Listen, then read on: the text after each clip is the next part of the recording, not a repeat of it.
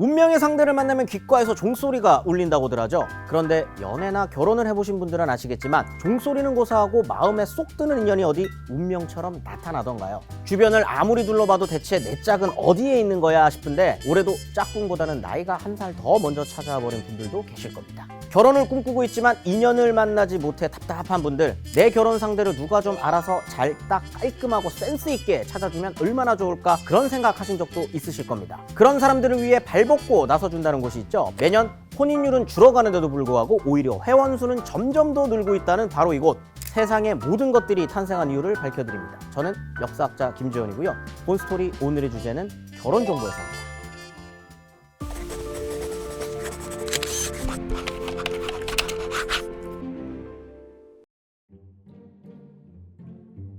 사람의 인생은 누구나 피해갈 수 없는 일련의 과정을 거칩니다. 출생하고 어른의 몸으로 변화하고 결혼하고 죽음을 통해 일생을 마무리하죠. 이걸 한마디로 통과의례라고 부릅니다. 사실 요즘엔 결혼이 필수가 아닌 선택사항이 됐다고 합니다만 이 제도는 혼자서 살아갈 수 없는 인간의 본능 때문에 동서양을 막론하고 인류 최초의 역사에서부터 필연적으로 존재했을 것이라고 추정하고 있습니다. 지금처럼 자유연애를 통해 결혼을 하기도 했고요. 반면에 얼굴 한번 보지 않고도 한날 한시에 부부가 되는 정략결혼의 형태도 있었습니다. 이러한 정략결혼의 경우 혼인 당사자의 의견이나 사랑의 의무는 상관이 없었습니다. 애초에 가문 간의 관계를 돈독히 하고 사회적 위상은 굳건히 하기 위한 목적 때문에 평민보다는 신분이 높은 계급에서 이루어졌던 간습이었죠. 하지만 아무리 사회에 이름 있고 유력 가문끼리 혼맥을 만들고 싶어도 집안 사정을 직접 알아보지 않는 이상 그 집안에 혼인정령기에 자제가 있는지 그리고 혼인하기에 적합한 조건들을 갖추고 있는지 정보를 얻기는 어려웠습니다.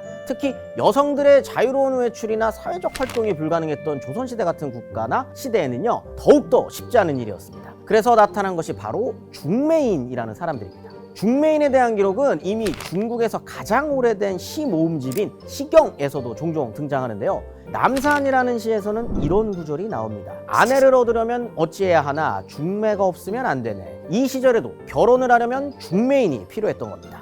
여기서 쓰여진 한자 중매 매자를 보면 그들이 어떤 역할을 했는지 알 수 있습니다. 매자를 자세히 보면 좌측에는 여자라는 뜻의 글자와 우측에는 아무것, 어느 것이라는 뜻을 가진 글자가 있죠. 즉 여자를 아무개와 인연을 맺어준다는 뜻으로 풀이된다고 합니다. 중매인이 되는 데는 갖추어야 할 자격이나 신분이 필요한 건 아니었습니다. 동급의 상류계층의 인물일 수도 있고 동네 사정을 잘 아는 노인, 집안 사정을 속속들이 알고 있는 노비 같은 사회하층민도 그 역할을 해낼 수 있었습니다. 지금으로 치면 MBTI가 사교적인 외교관의 대명사인 ESFJ 같은 성격을 가진 사람들이 중매인의 역할을 수행했을 것 같네요. 하지만 아무리 오지랖이 넓은 사람이라고 하더라도 그냥 공짜로 중매를 해준 것은 아니었던 것 같습니다. 중국 한나라 시대의 기록을 보면요, 어떤 사람이 신복감을 중매해줬는데 너무 마음에 들어서 일반적으로 세례하는 금액보다 배가 넘게 지급해줬다라는 언급이 있습니다. 이처럼 중매인은 신랑 신복감을 소개해주고 사례비를 받았는데 비용이 정확히 어느 정도였는지는 알기 어렵지만 남녀 양쪽 모두에게 받았다니 상당히 짭짤한 수입이었을 것으로 추측됩니다.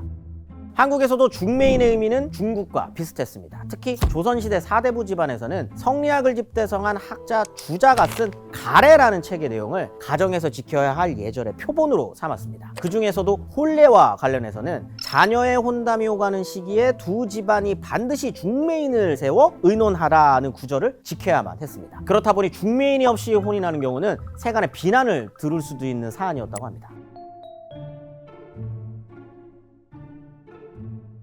부부의 연을 맺어주는 중매라는 행위가 전문적인 영역으로 등장하기 시작한 건 일제강점기 때의 일입니다. 1940년 일본 후생성에서는 조선의 결혼상담소라는 것을 만들게 되는데요. 표면적으로는 조선의 청춘 남녀가 만혼에 이르기 전에 신체가 건강하고 경제적인 수준이 비슷한 사람들을 소개해 결혼을 돕겠다는 목적이었습니다. 하지만 일본의 속내는 조선인과 일본인을 결혼시켜서 친일적인 조선인을 만들자는 내선일체의 목적이 있었는데요. 실제로 조선초독부는 결혼상담소 가 개설된 지 1년째인 1941년에 한 해 동안 이곳을 통해 일본인과 결혼한 조선인들 137명에게 미나미 총독이 내선일체라고 쓴 족자를 한 개씩 기념품으로 증정했다고 합니다. 이런 결혼상담소는 한국전쟁 이후에 또다시 존재를 드러냅니다. 1957년 중앙부인회라는 단체가 서울의 동화백화점에 중앙결혼상담소라는 현판을 내건 것이 첫 시작이었습니다. 원래 중앙부인회는 전쟁 후 군인들이 사회에 다시 정착하기 위해 결혼을 주선하거나 전쟁으로 남편을 잃은 여성들을 돕는 사업들을 주로 해왔는데요. 이제는 일반인들의 결혼에도 전문적으로 중매를 하겠다고 나선 겁니다. 하지만 그 대상이 아무나는 아니었던 것으로 보입니다. 당시 기사를 통해 이곳을 찾는 사람들을 보면요, 미국 유학을 앞둔 여대생, 문학과 예술을 즐기는 유복한 청년, 재혼을 꿈꾸는 무역회사 간부, 고향에 땅이 많은 포목상 등 상대적으로 경제적 여유가 넉넉했던 사람들이 주로 찾아왔었던 것을 확인할 수 있습니다. 애초에 상담소가 돈 있는 사람들이나 드나드는 백화점에 있었기 때문이었겠죠. 개소 후 6개월간 가입자는 남자 514명, 여자 368명이었는데 그 중에 결혼에 꼴이 난 건 불과 11쌍에 그쳤다고 합니다.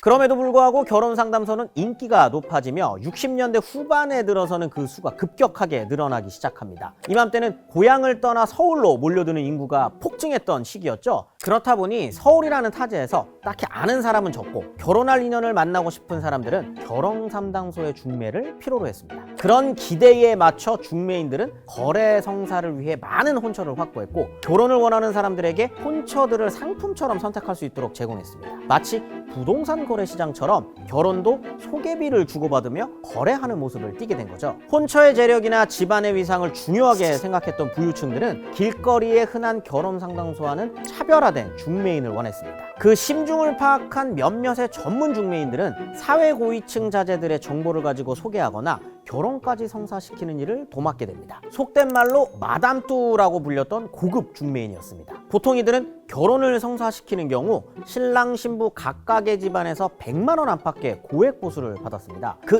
이상의 금전이나 물건까지 요구해 사회적으로 물의를 일으키는 경우도 있었습니다. 사람 소개하는데 뭐 그리 돈을 많이 줬나 싶지만 고객의 입장에서는 이들의 정보력이 그만한 가치가 있다고 판단했던 겁니다. 그도 그럴 것이 마담뚜가 인물 정보들을 수집한 수첩은 마치 수사기관의 자료 같았다고 하는데요. 판도라의 상자 같은 그 수첩 안에는 홍기가 적당한 남녀 사진은 물론이고 신장, 체중, 나이, 가족 상황, 직장, 친구 관계까지 다 조사되어 있었다고 합니다. 이런 정보를 선점하기 위해서 명문대 졸업 앨범이나 병원 원무과의 인턴 레지던트 명단과 주소록을 확보한다든지 심지어는 사법연수원의 직원이나 고간집에 출입하는 우유 외판원까지 포섭해 정보를 수집하곤 했다고 전해집니다.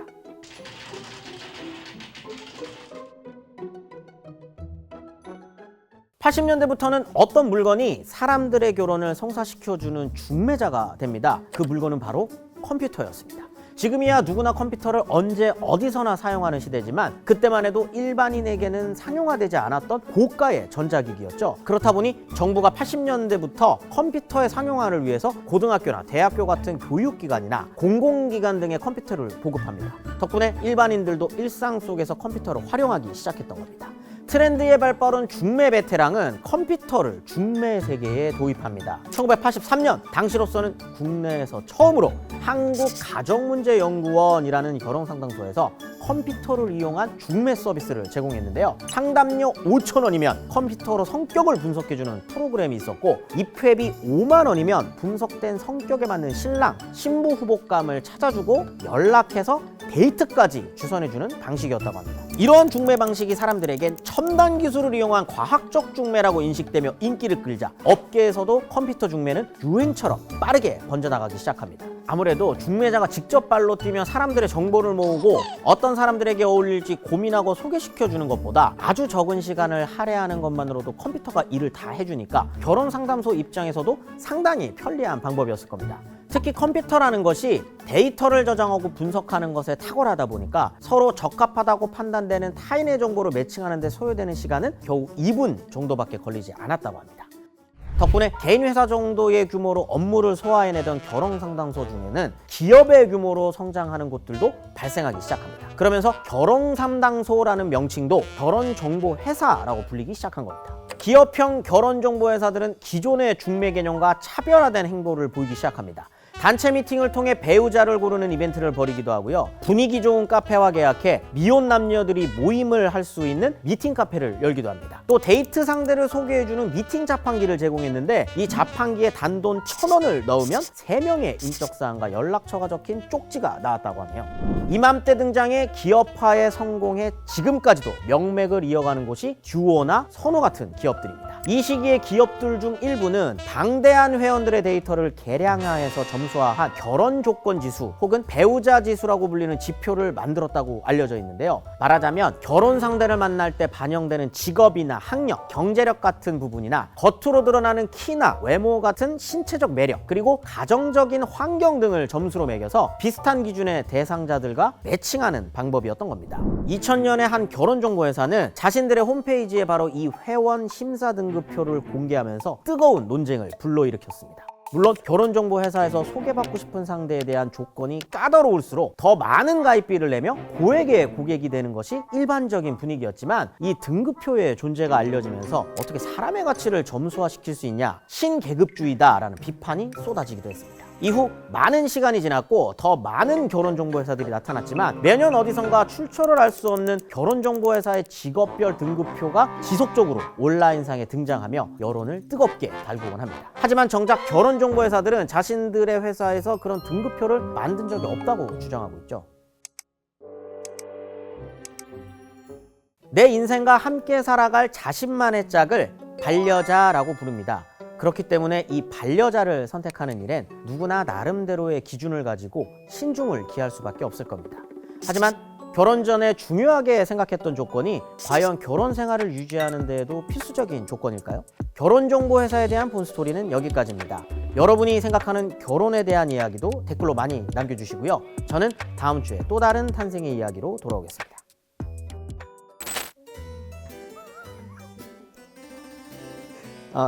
궁금하네요.